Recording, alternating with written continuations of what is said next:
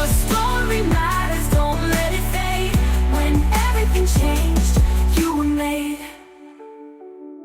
Hello and welcome back to One Stories Radio Network, the podcast. I'm your host, Wendy Babcock, and the founder of One Stories. Today I am joined with Monica Vestwheeler.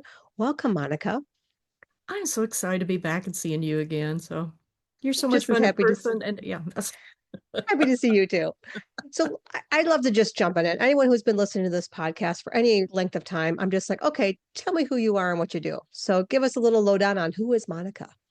well, let's see. I've been writing ever since I could hold a pencil. And so I guess, way back years ago, but I just, this creative part of me.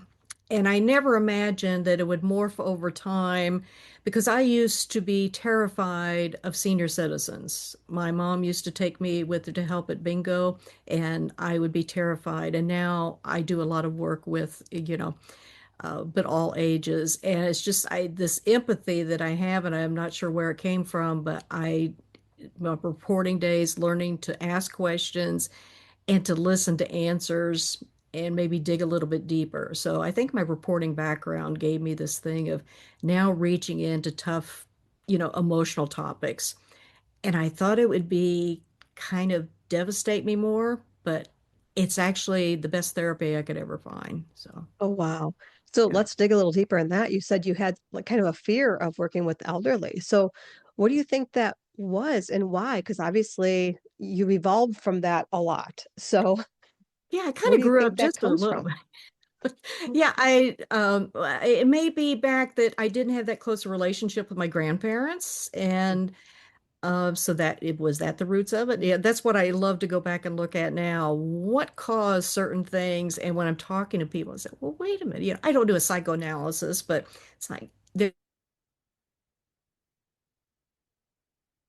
here's where this fear came from or this decision with that. And so that's where, interviewing thousands of people through the years, just like to find out the why and how, who they are and how they evolved, to this state. But when it got into tough topics, like brain injuries and stroke, and then, also brain tumors and things like that, Alzheimer's, I realized that there's so little understood about it, and people just stereotype it, and they avoid people like that with like the plague because it's catching, or they're crazy, or they're insane, and they just don't get it. Yeah. Wow. It's as you're saying that, I was just thinking back to myself, like how did I feel around elderly when I was younger? And you'll find it's actually a funny story, but I'll share it because it popped in. But so when my stepdad's mom passed, I was 5 years old. And I remember them explaining to me about the service and that she was going to be in a casket. And I was 5. So when they said casket, I'm picturing an Easter basket. So I was very confused, right? The whole Mhm. thing. And so then my mom's mom, my grandma, my other grandmother walks me up to the casket to see my stepfather's mother. And I looked over at her because obviously she was the other grandmother. And I said, well, I guess you're next. Oh, And she never let me live it down. Like oh, when that's you're great. But when you're little, like you don't know, adults are No. explaining things to you, right? So I can kind of see the where the fear comes in of the unknown, of not really grasping age. I mean, really that well. I remember Hmm. thinking my mom was old when she was like 35, Yeah. you know? Well, yeah, and I Yeah. used to be terrified when I was a kid that my parents, they told me one day they were going out for a while. And I think I was, 8, 9, 10, 11, or something like that. And they said they were going to go get their wills done. And I remember being terrified from that point on of losing my parents. And that carried through.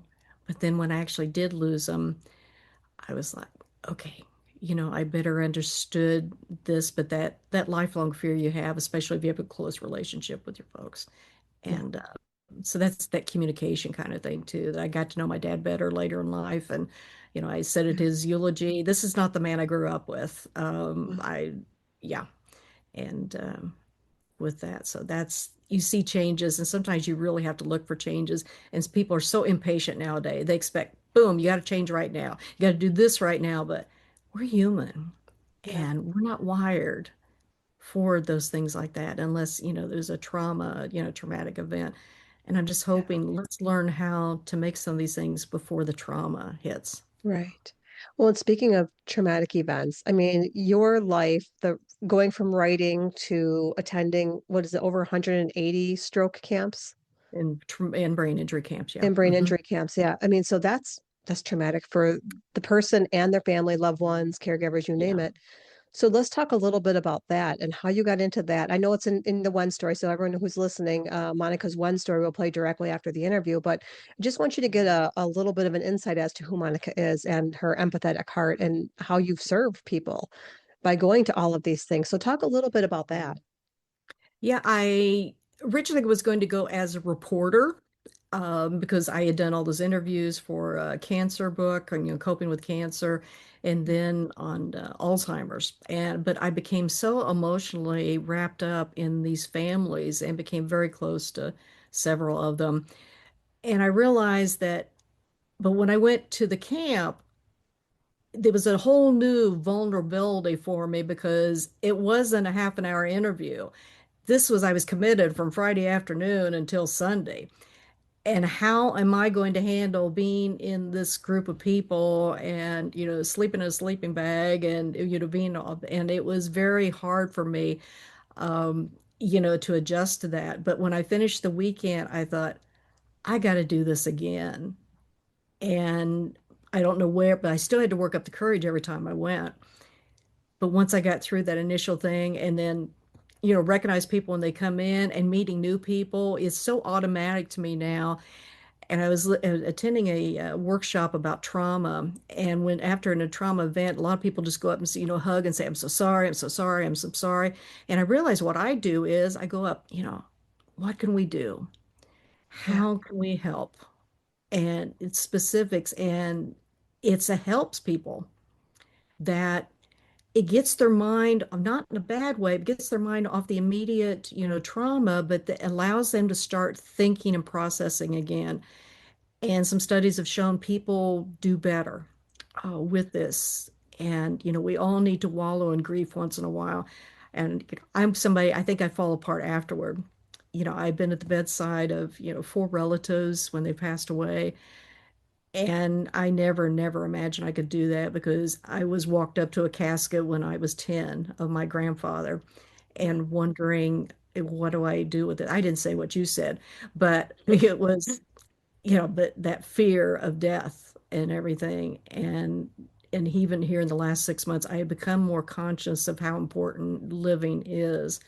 And this is where I just made all these huge changes, including do the wind story and, working with you with some other stuff. But that's why we got to get these stories out. Yeah. It's that important. Yeah. Yeah, 100%. And people don't know how to react in those situations. They don't know what to say or, they want to be helpful, sympathetic, empathetic, all the things, but sometimes we just kind of are left a little speechless and don't know how to handle those. So it's great that you stepped into that and knowing better how to handle it. So what is it you're doing now? What type of coaching do you offer and what does that look like now for you? Well, I'm hoping to, I've spoken to groups and I lead discussion groups and support groups for several organizations, Alzheimer's Association. And then also I do, I tune in for some stroke support groups via Zoom across the country there with friends I've met through Retreat and Refresh Stroke Camp. And it's like I go in, and sometimes if there's a lull, and so I'll ask a question and it gets them to start talking. So I credit my with this, reporting background on this, Mhm. but how I also needed to help them understand that they still have a voice, even though a lot of people we don't want to hear about, we don't want to hear about your problems. We've been here listening to it, but for years. So, when I go up and ask somebody, how are you doing? And if they say fine, I said, I'm not accepting that. And that's how you get people to talk. And, somebody asked me, I said, well, there's fantabulous days and there's a whatever, I don't give one word answers anymore because people are they're cutting down what they're saying when Yeah. they're building so much um, energy and emotion inside of them that they're not letting it out. And it doesn't mean screaming or raging or, whatever. but just learning to have normal conversations and more in-depth conversations, because people are skipping the most important conversations of their life out of fear of, Yeah. asking mom, you know, how are, what are you thinking? We know you don't have much longer. And what are you thinking about? Um, Yeah. and what can you teach me in this remaining time? Wow, that's so true.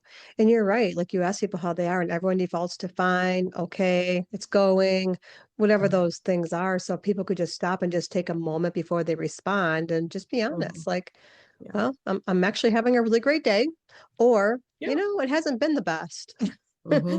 or whatever Yeah. that looks like. Because I think just being honest opens up a different conversation to go a little Mhm. deeper. And in the world today, I think we need to have some deeper conversations. Yes, definitely. Because people are surface now. Yeah. And the technology and everything is just, easier, to get away from feelings and real raw emotions, with that. And so that's where, I'm trying to, speak to groups and say, hey, and it can be, survivors or caregivers or, even medical professionals or, the lay public. Here's how you can help folks, with this. It's just listening oftentimes. And but then I'm in the works right now of creating a weekend, or excuse me, a weekly support group online, kind of on a monthly basis, where people can come in and ask questions and go a little bit deeper, on some of these topics. And, I'm not afraid to talk about them. And some people just need the safety of asking somebody else because they can't ask, a close friend or a relative or the Yeah. person they're perhaps caregiving for, why am I feeling this way? Yeah. What have I lost? Who am I anymore? And this is where I'm trying to remind people that you are still a human being. There are other people in this world who need you just beyond the one you're caring for. And my mantra with my weekly caregiver newsletter is your life is just as worthy as the one you're caring for. And I was so Mm. excited when a couple of caregivers repeated that back to me. I Oh, thought, okay, this is clicking, with yeah. that. So that's what I want to build more of. And at the same time, understand too what survivors are going through because they're often not heard at all. Yeah. Uh, that, but Yeah. And I love that you're doing the group kind of membership because I think, especially in the topics you're talking about, sometimes one person's maybe isn't comfortable bringing up a subject they really want to talk about, but then somebody else in the group does, and they're like, "Oh, okay, yeah," then they can contribute. And I've seen this happen just in the coaching cohorts with one stories. One right. person says something, and somebody else pops up, say, "Oh, I was thinking the same thing," and Yeah. that gives that almost validation and permission to share. Yeah, and that's what I remind folks, especially, early or first time I'm meeting caregivers, at an event or, just personally or whatever, that you are not alone. Your feelings are very real. The circumstances are unique, but the emotions are universal. And this is what we've got to understand that everybody grieves differently. Everybody, some people are very emotional outwardly about it. Some of them hold it all in. And that's what we just got to understand that we all are created differently, yet we have all these same threads running through us to get us through this life. Yeah, I love that. So let's talk a little bit about obviously the one story that's going to play after this. Mhm. And what was that process like for you to kind of dig through? Because obviously you've done research, you've written a lot of books, but now this is a little bit different because you're researching your own life and your own stories. What was that like for you? Well, when you ask for a win moment, I was thinking, when I was facing my father-in-law, when he just reached that fist up and ready to slug me for being told too many times. But then I was talking to a stroke survivor friend in Colorado. She said, no, it was when you were fired from your job. And I thought, okay, Mm. because I wouldn't have the life I have now if I hadn't have been fired from that job. And I jokingly say, success is the best revenge, or happiness, and fulfillment and a more meaningful life was the best thing that came out of it because I would have never left on my own. I was too comfortable there. And sometimes you got to be kicked out to find a new place where you belong more than you really ever did in the first one. It is just ironic that that happened when I was 34 and then, I turned 68 and, that was half my lifetime ago that it's like, okay, and that's where you got to pay attention to the signs. You Yeah. really do. They are out there. They're screaming at you if we just take the time to look and it's like, do I really want to do this? Can I do this? And doing the win story, that was a game changer for me because I mean, I was just terrified of opening up about a lot of different things. But if you want to understand me, where I'm coming from, and how authentic I am, Hmm. that really opened the door. And it was hard. I had several people later say, "How did you get through that without crying?" I thought it was just the story. Sometimes it just came out of my mouth here. Yeah. And it was what my mind and body has been wanting to say for a long time.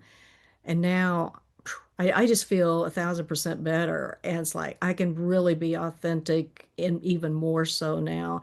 And I'm the real thing. I'm not a speaker's going to get up there and, with all these credentials after my name. And, that's great for those people who do. But it's like, no, I talk to a lot of folks that say they're tired of being talked down to and everything is so academic or everything's so refined. But I have conversations with, when I'm speaking to groups or whatever.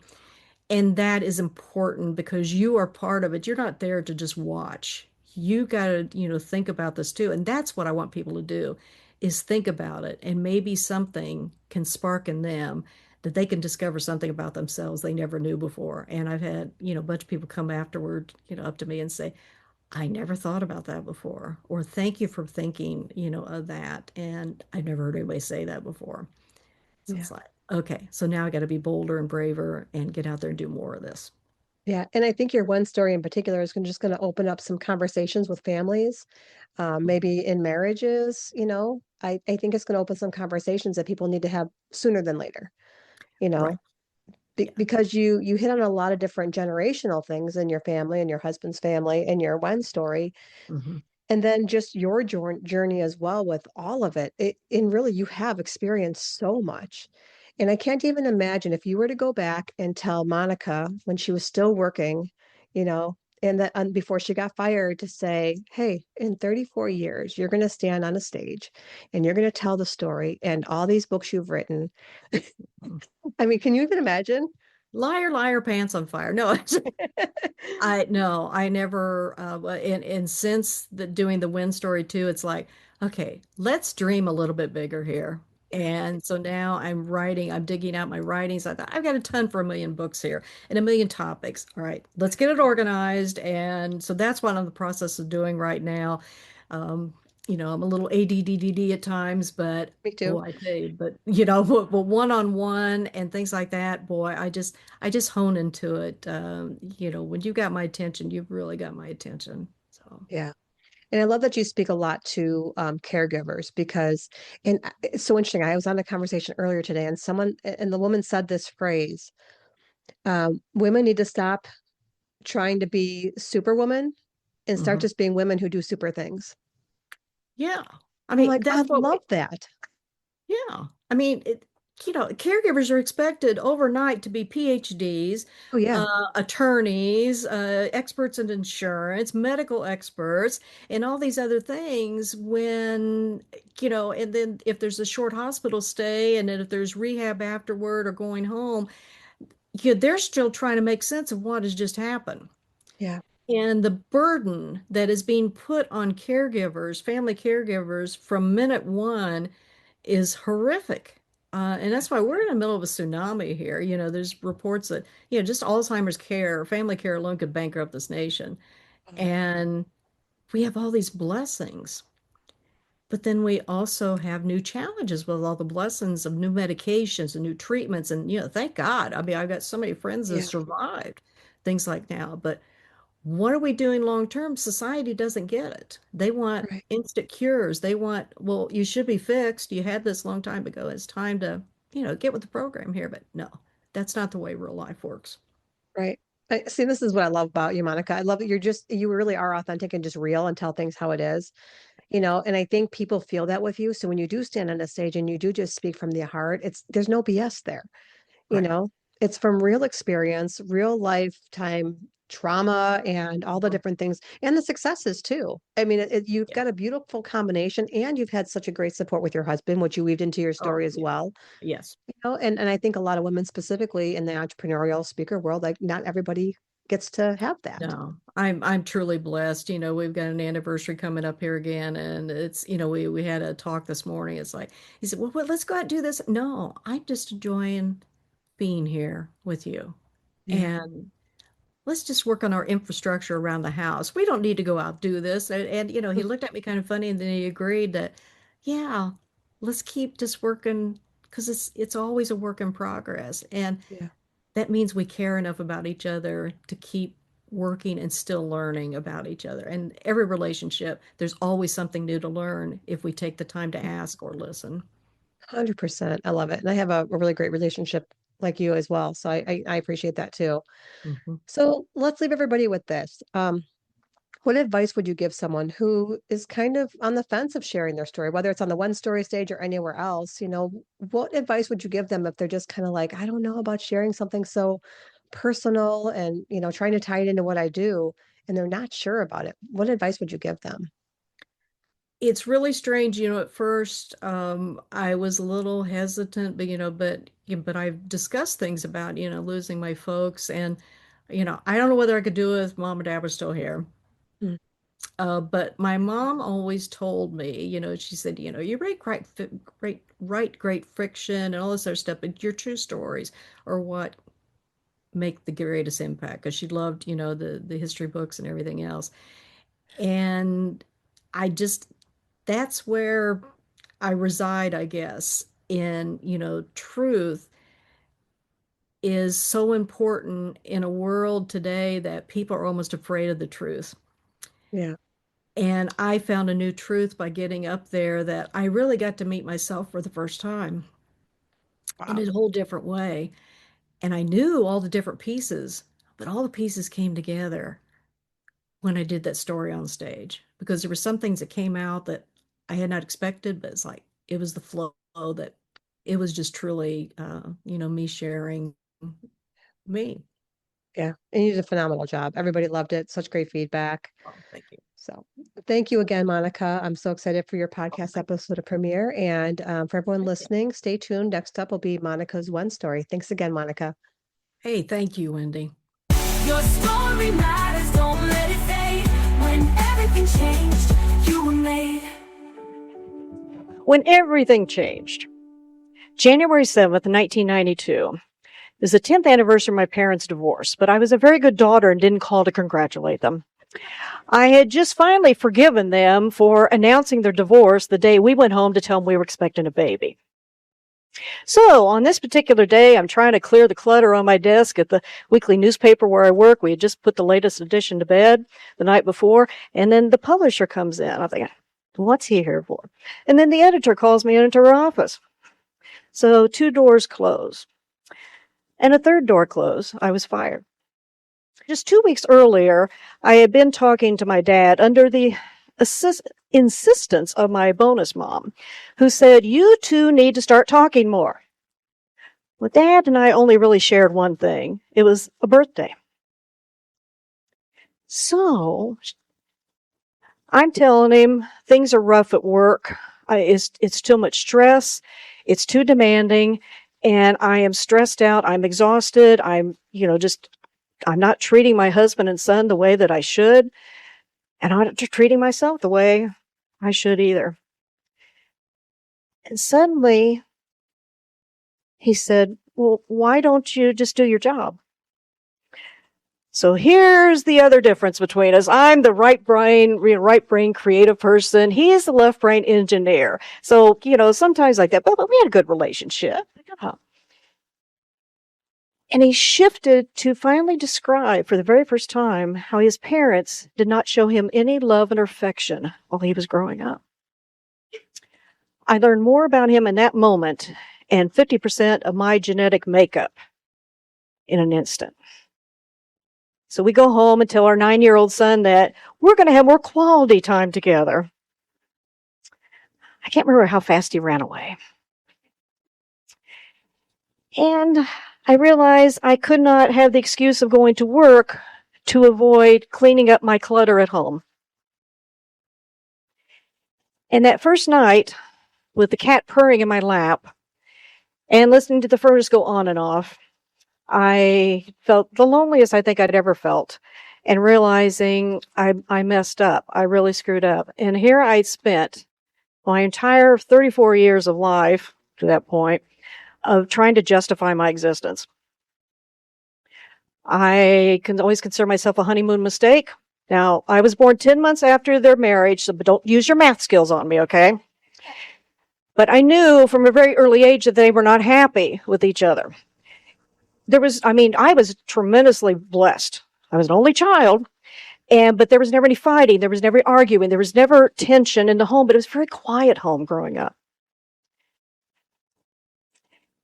And so I thought, I had based everything in my life, other than my husband and my son, on my role as a journalist.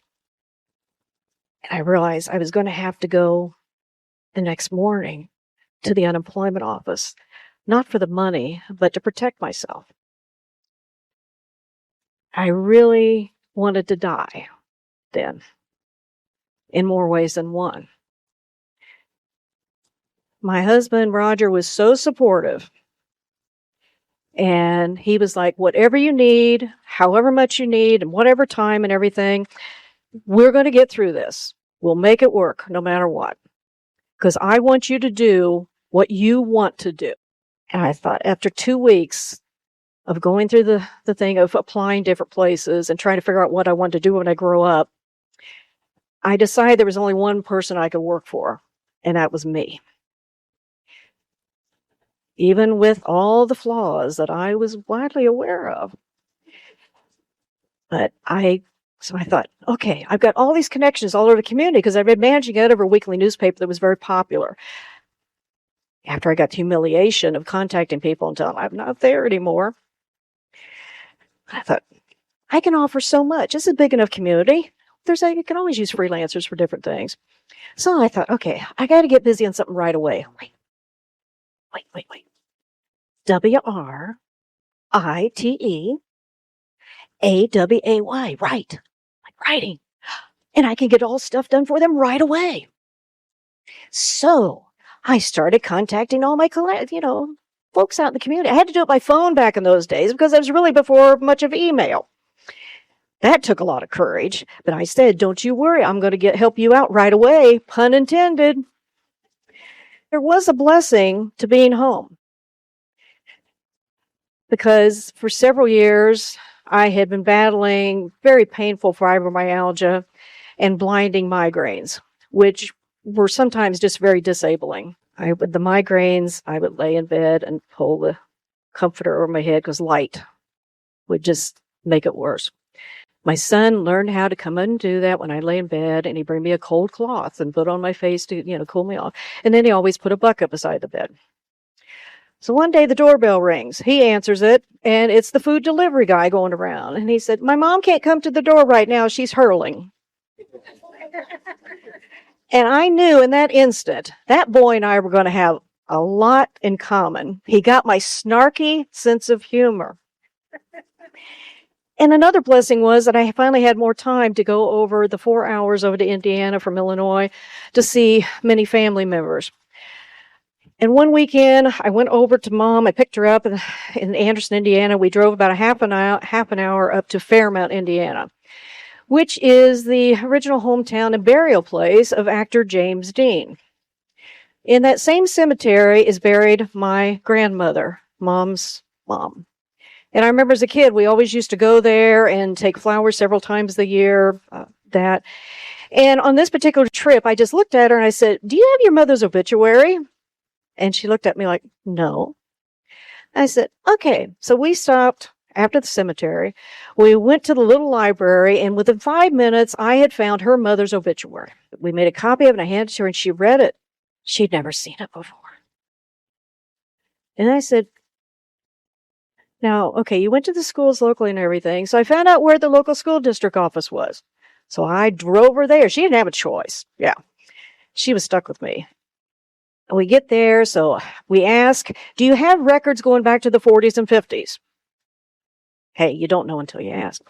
So the guy said, well, let me go check. So after a few minutes, he returns and he's holding up 2 pieces of paper, that yellowy kind of cardstock, and on each paper was a little black and white photo. And my mom's information from that year in school on both of them. She broke down in tears holding those papers because I had never even seen a photo of my mom at that young age. She rediscovered in that moment something, a big chunk of her childhood and adolescence that she had lost because she was just busy surviving after her mother died when she was only 4 years old. She and her older sister were shuffled from relative to relative for a number of years, and it was just getting by in some very difficult circumstances. So we're driving back to the house, and your mom says, how did you know how to do that or where to find these things? I said, it's just easy. You know, I've been a reporter all these years. I investigate things. I was so inspired by Woodward and Bernstein from the Get Tricky Dicky out of the White House that I just had to be an investigative reporter when I grew up. It just comes naturally to me. And I made my mother cry for the right reasons. And I thought I could do this to help more people. So I got offered to write a local history book. So I was going to dig in deeper than Indiana Jones on a great adventure for the history of the Peoria Park District for their centennial. December of 1994, when the book came out, I gave my parents, their own copies. But when I gave my copy to Dad, it was my very first book. I had always dreamed of writing books. I was going to write that great American novel, but we'll do some other things until we get there. And he looked at it for the first time and realized that I wasn't just that lazy kid sitting around all the time when I was a kid, writing and reading, that I was teaching myself and learning how to write, and that there could be some benefit out of it. That I wasn't that lazy kid anymore because he thought work was something you did physically. So I thought, okay, more books. So the offers kept coming in. Let's keep going there. Then we get to the year 2000. We had to be up that New Year's Eve because my husband was on call for the Y2K thing. We went to a party and we didn't know whether the world was going to blow up or not, but let's go out with the party here. And so in a couple weeks later, I called my mother-in-law, wished her happy birthday. And I said, so what do you think about this year 2000 thing? And she said, it's just another day. And it was to her because she was dying. She'd been battling a terminal disease for 8 years. And it was very hard. We tried to get down there as often as we could. They lived in Florida. And a day or two later, Roger had gone down, and he was downstairs, and he was talking to his mom, and I had gone upstairs to work in my office. And then he called me to come downstairs. And I went to him, and he started sobbing. And he said, my mom is dying. And on February 12th, we got a call that she had passed away. In the morning of February 14th, we're getting ready, pack up everything to go fly to Florida. And what's Roger do? He walks in with a bouquet of flowers. I said, what are you doing? Are you nuts? We're getting ready to go on a plane. And he said, it's Valentine's Day, and I love you. So I held that bouquet of flowers up against my chest all the way through the airport. This is pre-9/11, okay? And onto the airplane. And so one of the flight attendants said, oh, that's gorgeous or whatever, And I said, yeah, my husband gave this to me, even though we're flying to Florida for his mother's funeral. She said, wow, that's quite an amazing man. But my mom-in-law, we had the best conversations. She could talk, and I could listen to her for 24 hours straight, but because she just loved to talk, and she loved that she could talk to me and anybody. So I'm describing, how much we love her and everything, and how now that she's a seagull, and we know which one she is because she's the loudest one in the group. And then how she's going to fly out to the sea. So I finish up, I go to the back, and then all of a sudden, we're looking up and we hear this noise above us. And there's a seagull flying over top of us. And a bunch of people were like, that's her. And then she flew out toward the sea. But we had to keep going. I had to keep going. I had deadlines to meet and everything until January 2001 when I simply fell apart. Basically, nervous breakdown. And so I was diagnosed with anxiety, depression, and panic attacks. So we're trying some medicine, we're trying some therapy, and just to see what we can do there. But when you see clear, you also look harder at yourself in the mirror. And here I was telling myself, you're not doing enough. You got to work harder. You need to get more work done. You need to get these things that are done. And you got to get your shit together because you should have written, a couple dozen books by now. There's no excuse. Get your act together. So, in 2002, I got involved in a local Holocaust project in Peoria. And, my love of history was so intense, and along with the writing. And then I became very, very caught up in the emotions. And 2 years later, I was walking the dusty pathways of Auschwitz death camp. But I had a private guide as I was working on a book, and I had interviewed quite a few Holocaust survivors. We're walking there, and we come out of, the guide goes ahead of me, and we're coming out of the building where some of those horrific medical experimentations had taken place. And you just feel it. You cannot avoid it.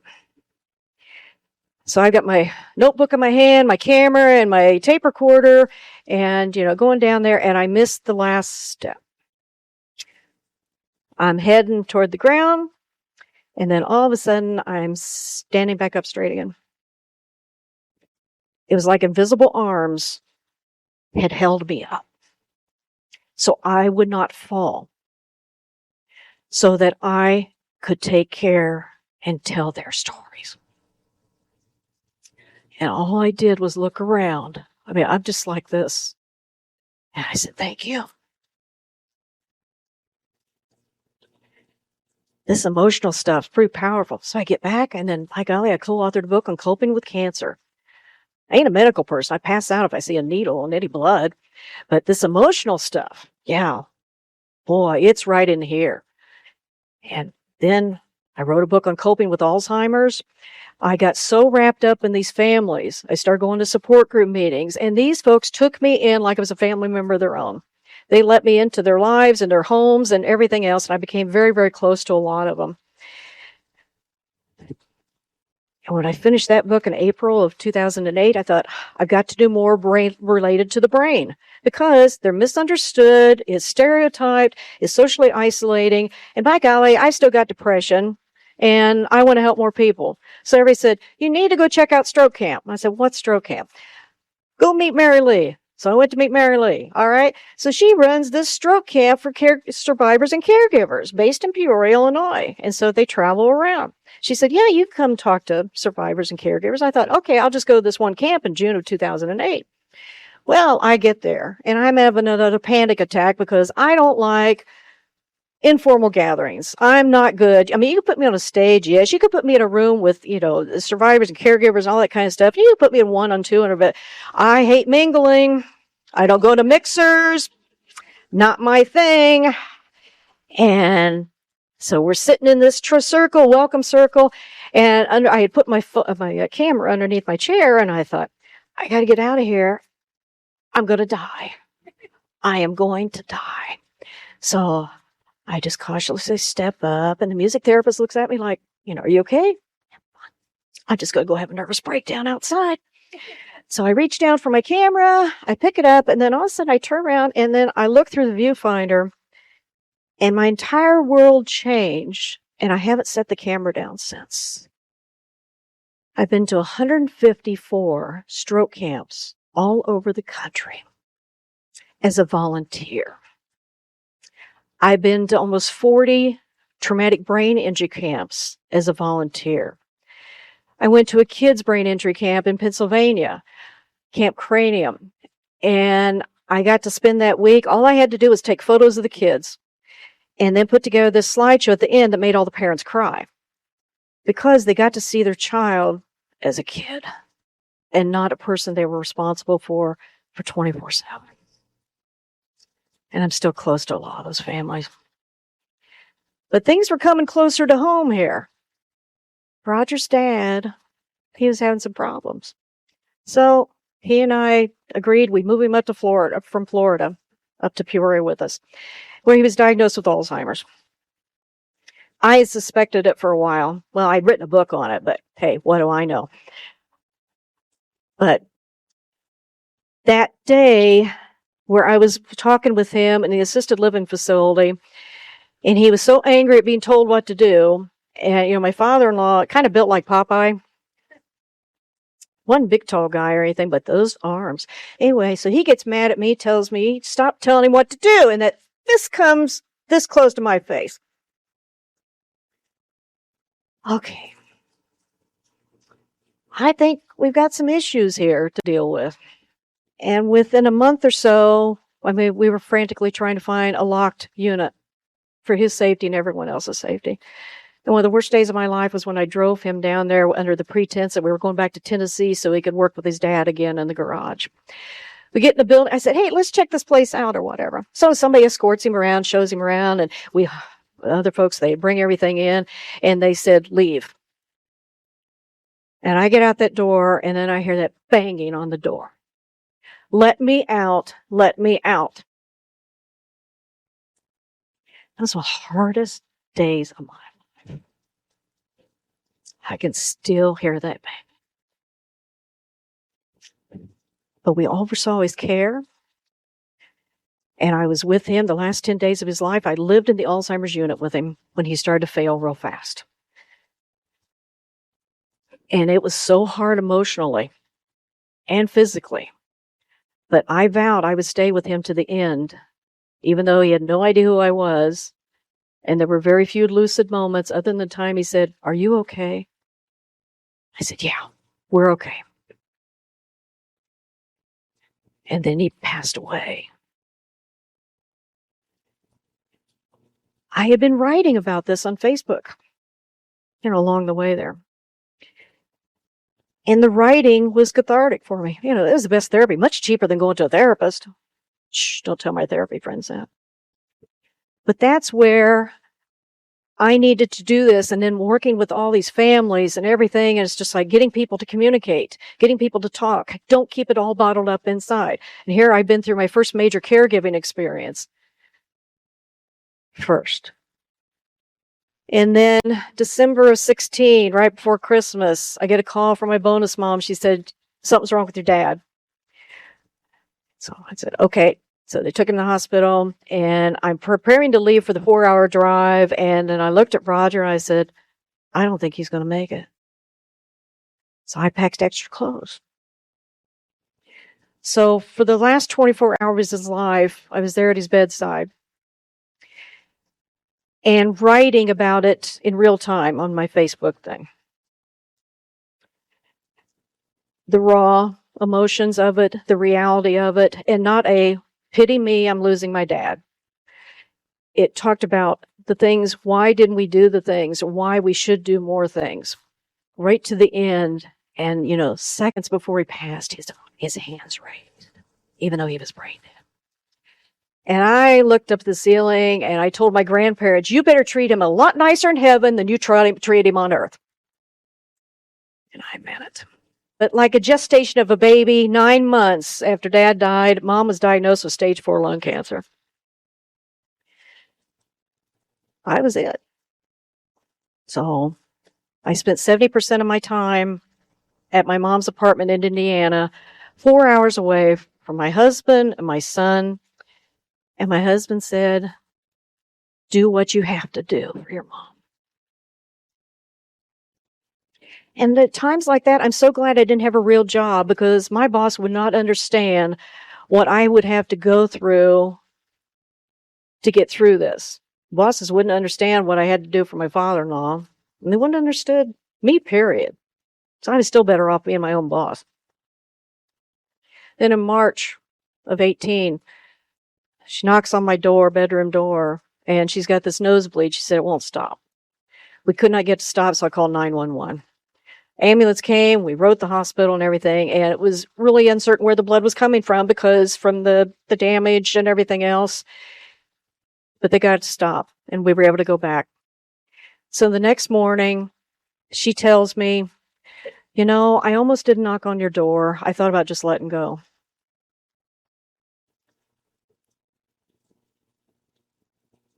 And I thought, she's not in her right mind. And she did have 2 brain tumors that I think affected her judgment, because she would have never let me find her dead in a pool of blood. And so it was through this too that I learned that sometimes we can't control what our loved ones are going through and how they're going to respond. And then I started writing again here on Facebook. Yeah, Mom wasn't on Facebook. It's probably a good thing. She never knew that I wrote all these things. But the feedback I was getting, even with his dad and my dad and now my mom, people are saying, you're saying things I've been trying to figure out what to say. This is how I've been feeling. I wish I understood. Thank you for sharing what you have and this gift you have. It just pours out of my fingers here.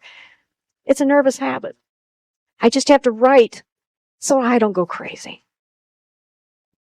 And I recorded our conversations without telling her, because I knew that I had to live in that moment and I would need to be able to process later. So I stayed with her until the end, there in July. And then trying to heal myself by immersing myself, throwing myself at the camps to help other people. That's how I healed, is by reaching out and helping other people. And caregivers saying, thank you for understanding, because nobody wants to listen to me. My family's abandoned me. But you listen, you care. And then survivors saying, you understand. Yeah. And then my aunt, his mother, in July of 23, there's nobody to take care of her as she is dying. But she had not spoken to me for 2 years because she believed something that it was not true about me. And I'd been heartbroken because I had promised my mom I would take care of her big sister until the end. So here I went. I didn't want to. I could have easily walked away for the way I'd been treated, but I couldn't do it. So I was there in her apartment waiting for them to bring her in the ambulance, and they wheeled her in, and if looks could kill, she gave me the evil eye, really big time. I thought, okay, that's all right. Let me know what we need. We'll get you all set up here and take care of all that.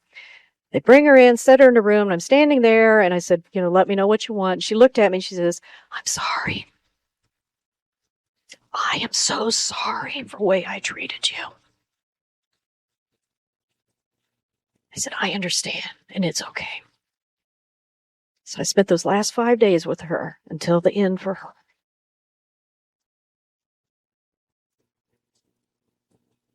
And I wrote about all that. And knew there was no boss out there that would have let me take off the last minute to go take care of a family member who didn't give a rat's patootie about me at the time.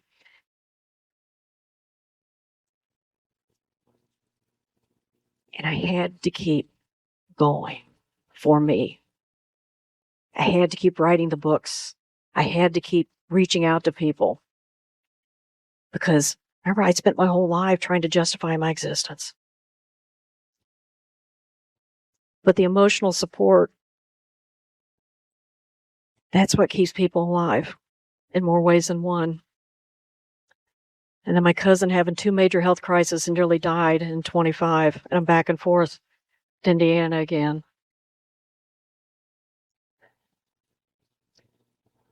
But I decided I was going to make it because I'd seen too many other people die. I'd lost a dear caregiving friend who didn't take care of herself, and she died, and the last thing she told her daughter was, take care of yourself. I'd made that my life mission in 2010 when she died, to save other families and save other caregivers. In December of 25, I'd been in communication with a dear friend who nearly died in October.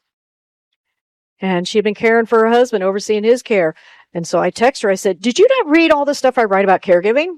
And all these talks I do about caregiving and everything else. And when she said, I know. I should have taken care of myself. And within 2 months, she died very unexpectedly after doing below. And I lost my taste for life in peculiar ways. Nothing tasted good, literally.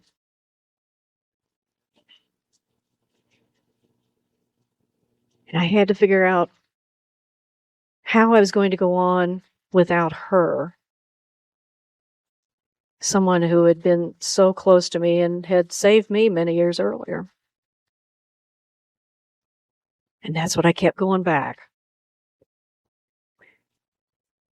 to my husband, Roger.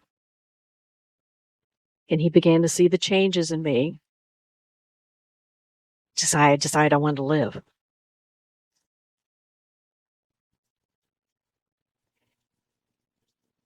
And I'm so reminded by one thing his mom always told me years ago. She said, "Did you clean house today?" And she wrote my answer, "No, Mom, I wrote a book."